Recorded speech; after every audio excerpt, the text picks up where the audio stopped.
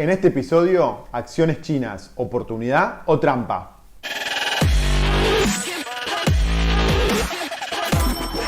Esto es el Fede Teso Show. Hola amigos, mi nombre es Fede Tesoro y este es el episodio 184 del Fede Teso Show. En esta edición quiero hablarles de las acciones chinas que cotizan en Wall Street en Estados Unidos, que se convirtieron en grandes protagonistas durante los últimos meses debido a su pobre desempeño que las llevó a niveles que no se veían desde hace un par de años atrás. Si te fijas en la evolución del fondo Invesco China Technology, que es un fondo que aglutina a las compañías tecnológicas chinas que cotizan en Wall Street, en el gráfico que ves en pantalla lo vas a poder ver con la línea azul. Podés ver que el último año perdió la mitad de su valor, un 48% para ser exactos. En contraste, el índice Nasdaq 100, que agrupa las 100 mayores compañías tecnológicas de Estados Unidos, que es la línea naranja que puedes ver en el gráfico, cotizó prácticamente plano, es decir, una modesta ganancia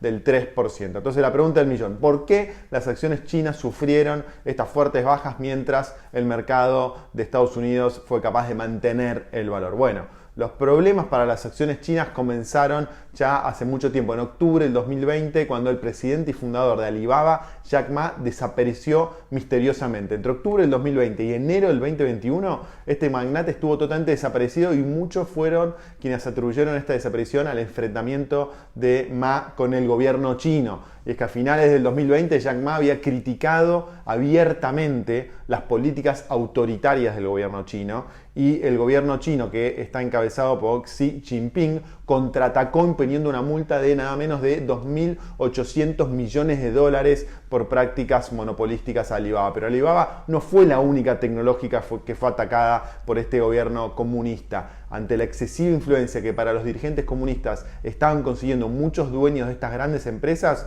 en los meses que siguieron el gobierno chino envió una seria advertencia a más de 13 tecnológicas chinas. Le dijeron: o cambian su forma de hacer negocios respetando la voluntad del gobierno de Beijing, o se van a enfrentar a sanciones similares a las sanciones que recibió Alibaba, que es la segunda mayor compañía de comercio electrónico del planeta. Entonces, la constatación por parte de la comunidad inversora de que las compañías chinas están sujetas a la voluntad y designios de la dictadura comunista china le restó mucho atractivo de inversión a estas empresas. Es importante tener en cuenta que las compañías cotizadas se enfrentan a muchos riesgos, todas. Por lo general, los principales riesgos son los de mercado, como que por ejemplo surjan nuevos competidores que le quiten cuota de mercado a la empresa, o los riesgos económicos, como puede ser una recesión financiera o una crisis financiera.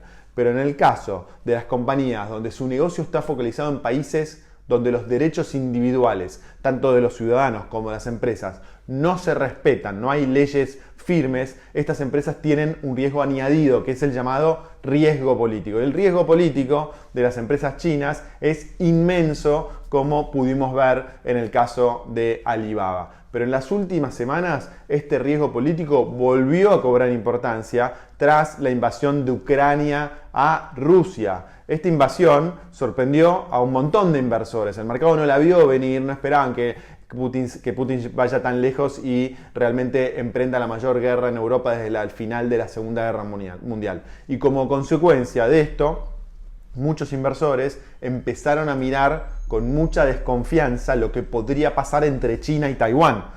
Es que desde la separación de Taiwán de China en 1949, cuando los comunistas derrotaron a los nacionalistas en la Guerra Civil China, el gobierno de Beijing siguió reclamando a Taiwán como parte de China sin reconocer la independencia de esta pequeña república insular. Aunque China no emprendió ninguna acción armada para recuperar la soberanía de Taiwán, que es la mayor inversión, pero sí hizo una mayor inversión en armamento por parte del gobierno chino y empezó a tener una retórica mucho más en contra de Taiwán comparado con el pasado, y entonces todos se llevan a pensar que podría replicarse lo que pasó con Rusia y Crimea. Si esto pasa, el mundo occidental y replica las sanciones que le impuso a Rusia en China, esto podría suponer la exclusión de las acciones chinas de los mercados bursátiles de Estados Unidos, provocando enormes pérdidas para todos aquellos que tengan acciones chinas. Entonces, esta incertidumbre y mayor riesgo golpeó a las acciones chinas, que las últimas semanas tuvieron caídas de más del 20% entre el 24 de febrero, cuando Rusia invadió Ucrania, y el 15 de marzo. El 16 de marzo, el gobierno chino decidió intervenir para frenar la devaluación de las compañías chinas en la bolsa y declaró que estaba dispuesto a establecer un plan de cooperación con las autoridades de Estados Unidos para que más empresas de China puedan cotizar en Wall Street. Esto propició un fuerte rebote, es una montaña rusa esto. Entonces las principales compañías chinas se recuperaron entre un 50 y un 30% del valor. En este cuadro que podés ver en pantalla ahora vas a ver una comparación de la recuperación de las principales acciones de China. Entre ellas vas a poder ver Alibaba en azul, Pinduoduo en naranja, Baidu en morado, Tencent en verde y JD.com en amarillo. Está claro que el riesgo político de invertir en acciones chinas hoy es muchísimo más alto y que eventualmente en China podría llegar a ocurrir lo mismo que pasó en Rusia si China decide invadir a Taiwán. Y esto está provocando un montón de volatilidad en las acciones chinas. Pero también existen muchos factores positivos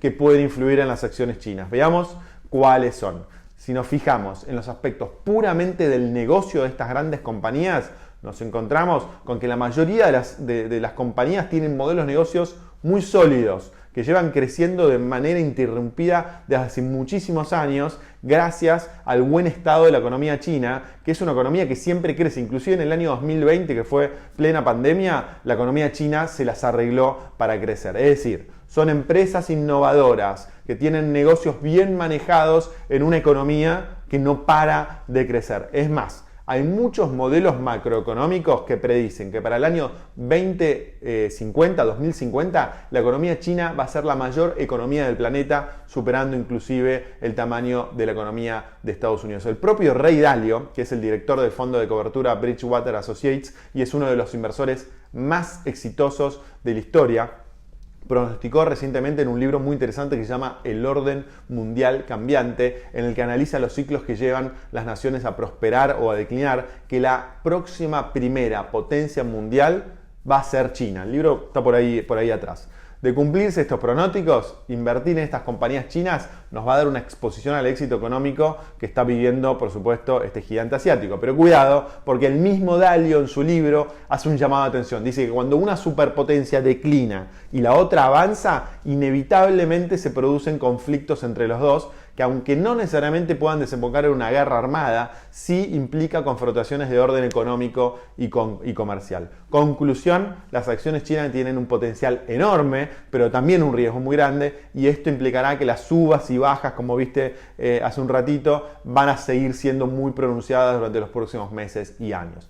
Entonces, ¿invertir o no invertir en acciones chinas? Bueno, acá obviamente nadie tiene la bola de cristal, ni Ray Dalio ni yo, pero como ves la realidad es muy compleja y la decisión final siempre tiene que ser tuya. Ahora, a mí personalmente, y puedo estar equivocado, no me gustan las acciones chinas. Creo que el riesgo es enorme, la volatilidad también va a ser enorme, y si quiero rendimientos extraordinarios, prefiero apostar a las criptomonedas o a las empresas pequeñas tecnológicas de Estados Unidos o de Latinoamérica, que tienen rendimientos potenciales similares, pero en mi opinión menor riesgo. Pero por supuesto, es una opinión mía y una visión personal, puedo estar equivocado, así que encantado de escuchar todas las opiniones sobre el tema. ¿Invertirías en acciones chinas, sí o no? Y si sí, deja tu opinión acá abajo, y si no también, pero compartí tu opinión acá abajo. Espero que hayas disfrutado de este video. Si te gustó, no te olvides de ponerle me gusta, compartilo y suscribirte al canal. Si no lo hiciste, nos vemos pronto con más videos de inversiones. Abrazo, chau.